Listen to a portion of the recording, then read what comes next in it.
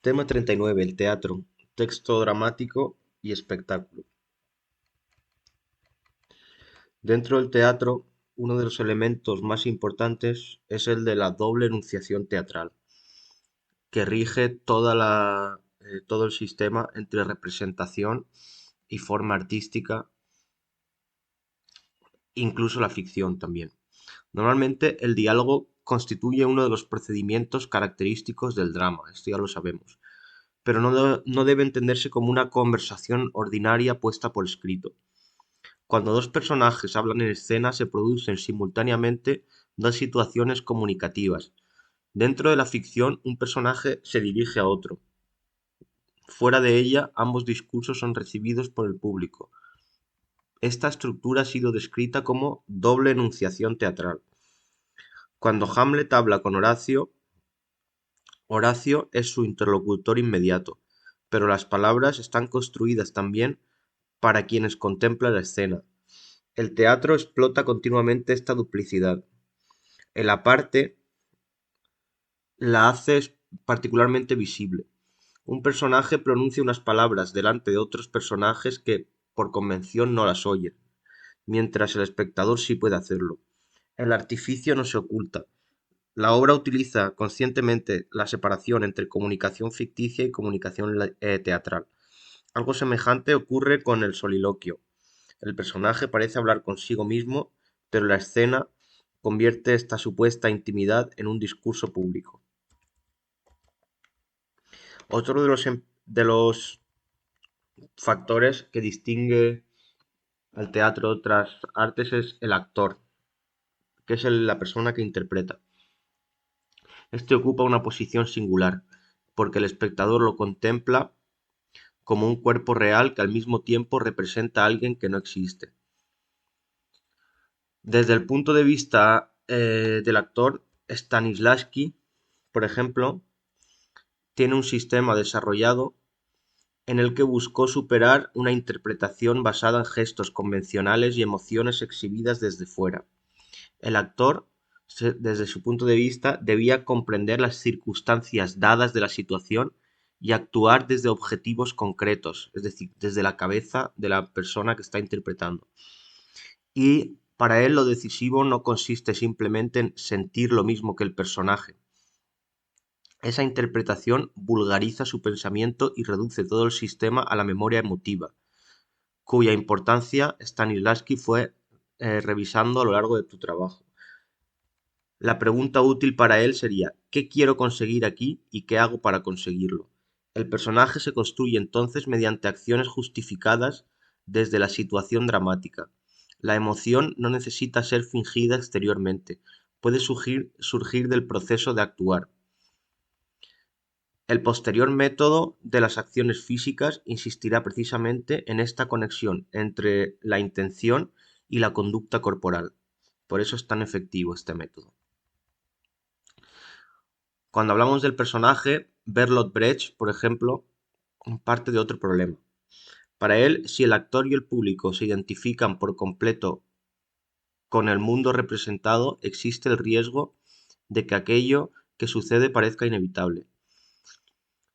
Su teatro épico busca conservar una distancia crítica. El actor no debe desaparecer completamente detrás del personaje, sino mostrar también que está interpretándolo. El conocido efecto de distanciamiento no persigue impedir toda emoción, sino evitar que la identificación cierre la posibilidad de juzgar. Stanislavski y Brecht no forman una oposición perfecta, pero sí que permiten plantear dos tendencias distintas. Una sería vivir coherentemente una situación interpretativa y otra sería mostrar críticamente cómo esta situación ha sido construida. En los dos casos, el trabajo de actor deja de ser simple declamación de un texto y se convierte en todo un ejercicio. Tenemos que tener en cuenta también que dentro del teatro tenemos el espacio y el tiempo como elementos esenciales y tanto el escritor como las personas que interpretan pueden jugar con estos dos factores. Otro de los factores que diferencian de otros tipos de literatura es el, el espectador. La teoría tradicional se ocupó mucho tiempo del autor, del texto y del actor y poco del espectador. Esto lo ha roto la teoría contemporánea, ya que no completa simplemente el producto terminado. Su presencia forma parte de las condiciones del espectáculo. Una comedia, de hecho, cambia cuando el público ríe. Un silencio puede prolongarse porque la sala permanece completamente inmóvil y no está hablando. Y el ritmo real de la función depende también de esta respuesta. Erika Fischer-Lister ha insistido en esta relación entre actores y espectadores. Cada uno reacciona ante el otro y modifica, aunque sea mínimamente, lo que sucede. Por eso ninguna representación es exactamente repetible. Un texto puede reproducirse de manera idéntica, pero una función no, nunca. ¿Mm? El teatro vive de una paradoja. La paradoja es que necesita repetirse para existir como espectáculo, porque cada repetición produce un acontecimiento distinto. La copresencia física explica asimismo por qué una grabación teatral no equivale plenamente a asistir a una representación, ya que la grabación conserva parte del espectáculo, pero modifica la relación espacial y temporal entre el actor y el público.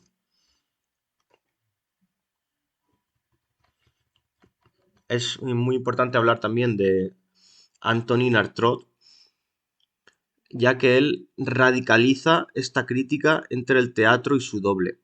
A su juicio, el teatro occidental se había convertido en exceso en literatura pronunciada sobre un escenario, y él quería otras cosas. Su teatro de la crueldad no propone simplemente mayor violencia temática, pretende recuperar la capacidad del espectáculo para actuar físicamente sobre el espectador mediante el cuerpo, el sonido y el espacio. En su caso, la palabra dejó de ocupar una posición soberana y la experiencia ganó importancia. Él no intentó simplemente eliminarla, sino que intentó integrarla en un lenguaje escénico más amplio. El significado teatral ya no debería depender de que un texto explicara previamente qué debía ocurrir. Artaud abrió así una línea decisiva de la modernidad teatral. Para él, la escena puede producir sentido sin limitarse a servir a la literatura.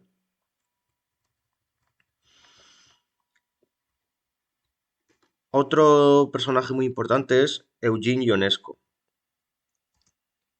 Él trata el tema de la crisis del drama.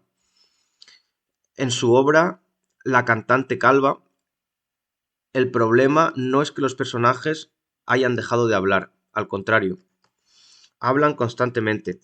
Lo inquietante es que el lenguaje parece seguir funcionando mientras pierde progresivamente su capacidad de comunicar.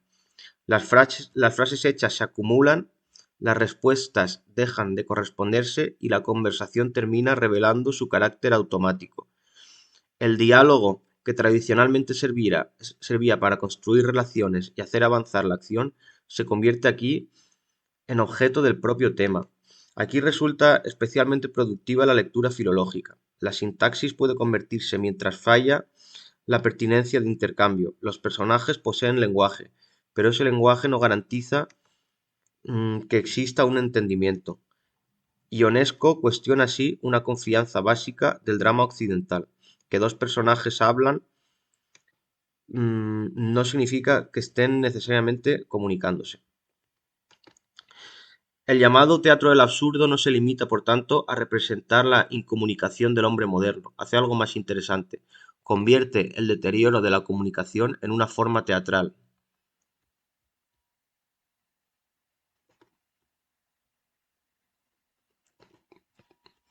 Pasamos ahora del drama al teatro postdramático. Las expectativas del siglo XX ampliarán aún más estas posibilidades.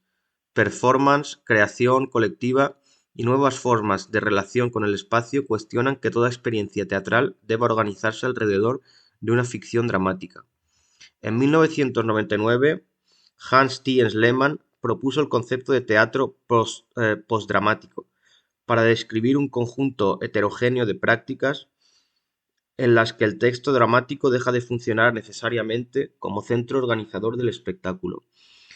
El término no significa teatro después del drama, en sentido cronológico, ni implica la desaparición del texto, señala un cambio de jerarquía.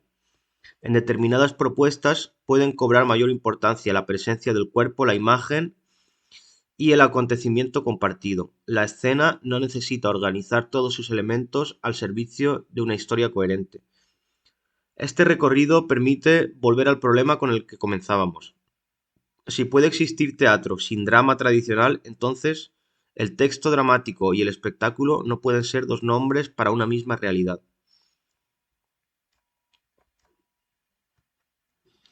Y por último, vamos a hablar también de nuevas formas teatrales. Las transformaciones contemporáneas del teatro no pasan únicamente por abandonar el drama tradicional, también afectan a las condiciones materiales del espectáculo, dónde sucede, quién decide su desarrollo y qué posición ocupa el espectador. El microteatro, va a ser el primero que nombremos, no consiste simplemente en nombrar obras muy breves. La reducción afecta simultáneamente a la duración, al espacio y al número de espectadores. El formato, desarrollado en Madrid ya desde 2009, desde Microteatro por Dinero, se ha identificado con representaciones de unos 15 minutos en espacios de unos 15 metros cuadrados y ante grupos muy reducidos. La consecuencia teatral es más interesante que la cifra. La proximidad modifica la interpretación y lo que pasa es que desaparece buena parte de la distancia física que permite al actor ignorar mm, al espectador que está allí mismo. Un gesto mínimo o una respiración adquieren una intensidad que se perdería en una sala de grandes dimensiones. Y esta era la idea original, realmente, del microteatro. Aunque se ha abusado mucho de él también. El microteatro altera además la unidad tradicional del espectáculo. El público puede escoger varias piezas independientes durante una misma sesión. La obra deja de coincidir necesariamente con una función extensa y única y se aproxima a una dramaturgia de fragmentos autónomos.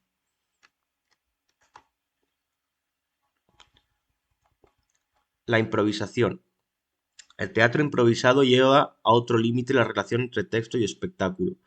La representación no actualiza un diálogo previamente escrito, sino que produce su propio texto mientras se sucede. Esto no significa la ausencia de reglas. Normalmente la improvisación trabaja mediante convenciones que permiten aceptar propuestas, desarrollos, situaciones y mantener coherencia desde una escena que ninguno de los actores conoce de antemano. Aquí cambia también la noción de autoría. El texto ya no pertenece necesariamente a un dramaturgo anterior al espectáculo. Emerge de la interacción entre intérpretes y puede incorporar sugerencias del público. La improvisación hace especialmente visible algo que existe en todo teatro, pero que normalmente permanece controlado. Es el riesgo de lo irrepetible.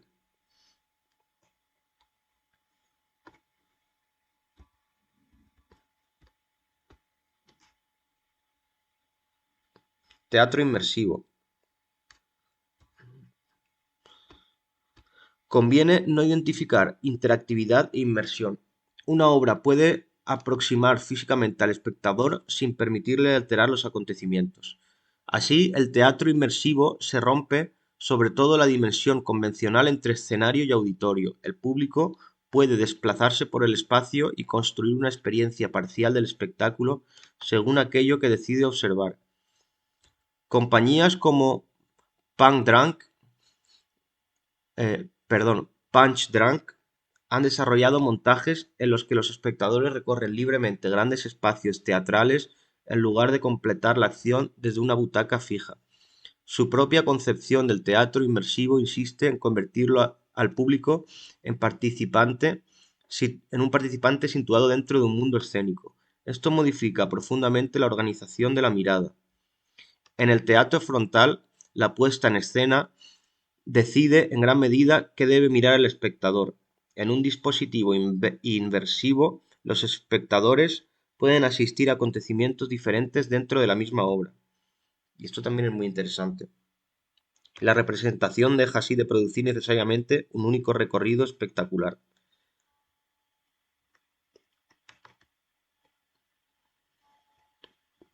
Como fenómeno moderno tenemos también el teatro site-specific. Esta es otra tendencia que desplaza el espectáculo fuera del edificio teatral. El teatro site-specific se construye para un lugar concreto, una fábrica, una vivienda o un espacio urbano. Este lugar no funciona como simple escenario intercambiable, sino que participa en un sentido en la obra. La distinción tradicional entre espacio representado y espacio de representación se vuelve entonces inestable. Una antigua fábrica puede representar una fábrica, pero también es un espacio real cargado de historia. La escena no necesita ocultar esa realidad, ya que puede trabajar precisamente en ella. Tenemos también los teatros de creación colectiva, por ejemplo, y hay que tener en cuenta que la escena contemporánea es un laboratorio de relaciones.